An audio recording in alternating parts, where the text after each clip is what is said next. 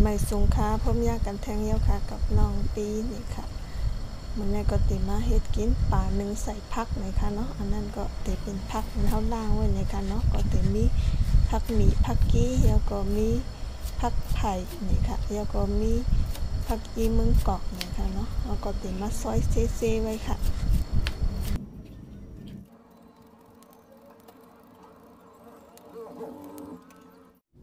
พอซอยผักเดียวก็เขาก็ติมาตำหมักพริกกับผักมีนเลยค่ะ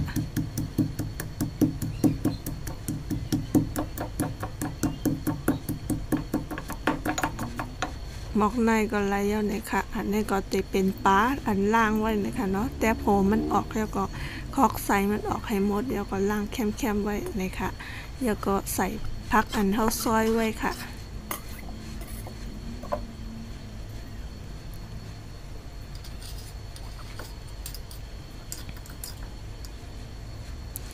แล้วก็ใส่หมักพริกอันเท่าตำไว้เนี่ยค่ะ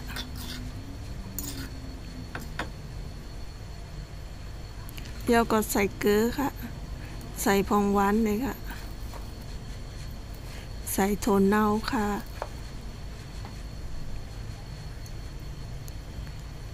ใส่ผงมินนิดนึงค่ะ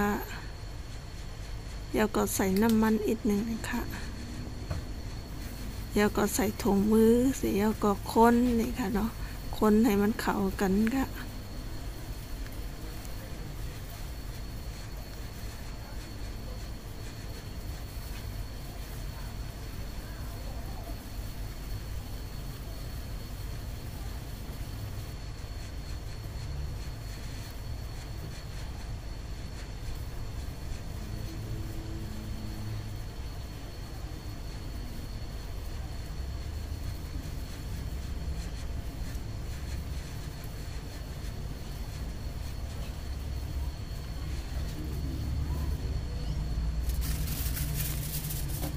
พอย่อๆนี่ก็เขาก็มาห่อนี่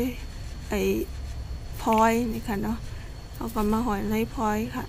ป้อมเจอก็ห่อใส่ในใบตองนี่ก็ไรนี่ค่ะเพราะว่าใส่ในใบตองนี่ก็มันจะมีกลิ่นหอมนี่ค่ะเนาะแต่ว่าบนในจะใส่ในพลอยสีหนึ่งก็เอานี่ค่ะ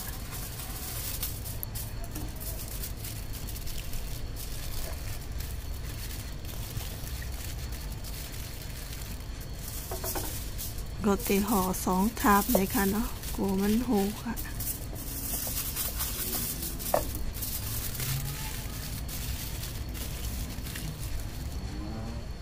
พอยาวๆเนี่ยก็มาใส่ในหม้อหนึ่งนะคะเนาะหนึ่งไว้หมอก20 นาทีนี่ค่ะ